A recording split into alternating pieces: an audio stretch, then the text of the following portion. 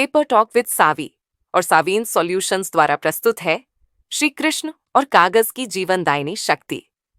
इस विशेष कहानी में जानें कि कैसे श्री कृष्ण के ज्ञान और कागज के महत्व ने एक गांव की रक्षा की और हमें सिखाया कि कागज का सही उपयोग और सम्मान कैसे करना चाहिए। ये कहानी न केवल प्रेरणादायक है, बल्कि यह भी दिखाती है कि कागज, जो हमारे जीवन का महत्वपूर्ण हिस्सा है, कितनी बड़ी भूमिका निभा सकता है।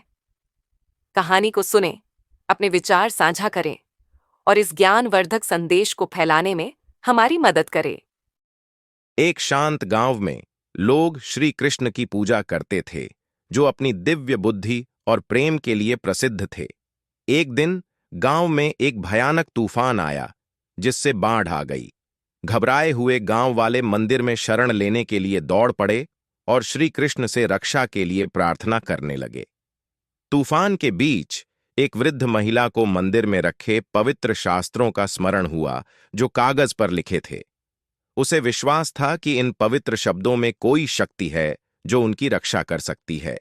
गांव वालों ने सावधानी पूर्वक उन शास्त्रों को निकाला और एक स्वर में प्रार्थनाएं पढ़ने लगे। जैसे ही प्रार्थनाओं के शब्द हवा में गूंजे, चमत्कारिक रूप से तूफान शांत होने लगा।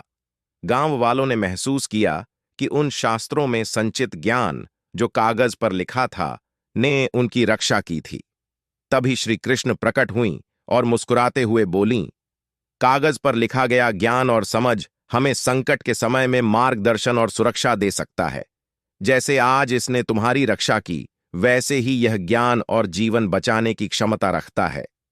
गांव वालों ने कागज का महत्व समझा और उसे आदर के साथ संभालने का संकल्प लिया।